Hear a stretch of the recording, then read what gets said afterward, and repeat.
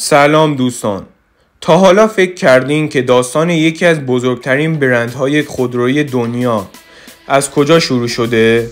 چطور شد که BMW از یک تولید کننده موتور هواپیما تبدیل شد به نماد لوکسی که امروز میشناسیم؟ توی این ویدیو بهتون میگم چطور یک برند با تاریخچه پیچیده تونسته اینطور در دنیای خودرو بدرخشه. پس حتما با من بمونین چون ممکنه چند تا حقیقت جالب از این برند بزرگ بشنوین که هیچ وقت فکرشو نمی کردید. BMW یعنی Bavarian Motor Works توی سال 1916 توی آلمان بنیانگذاری شد.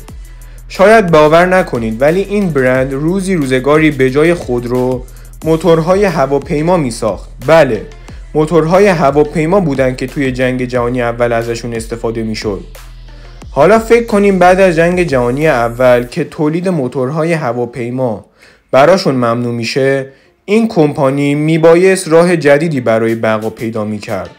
اینجاست که BMW شروع به تولید موتورهای خودرو و موتورسیکلت میکنه که این شرکت کار تولید خودرو و موتورسیکلت را در سال 1923 با تولید موتورسیکلت مدل R23 آغاز کرد. اولین خودروی BMW پس از روانه شدن به بازار نظرات بسیاری رو از سراسر دنیا را به خود جلب کرد و این باعث شد که BMW سال به سال پولدارتر بشه و در سال 1928 توانست کمپانی خودروسازی اتومبیل ورک را بخره. BMW بعد از این اتفاق و مستقر ساختن نیروهایش در این کارخانه تغییراتی را بر روی این خودرو انجام داد و بعد اولین خودروی شرکت BMW را ساخت. و البته این فقط یه شروع بود چون BMW خیلی زود تونست خودش رو به عنوان یک برند لوکس و قوی در صنعت خودرو مطرح کنه. حالا بریم جلوتر. BMW از دهه 30 میلادی به بعد دیگه به یکی از بزرگترین تولید کنندگان خودرو تبدیل شد. مدل های معروفی مثل 325 که نه فقط توی آلمان بلکه توی دنیا حسابی معروف شدن.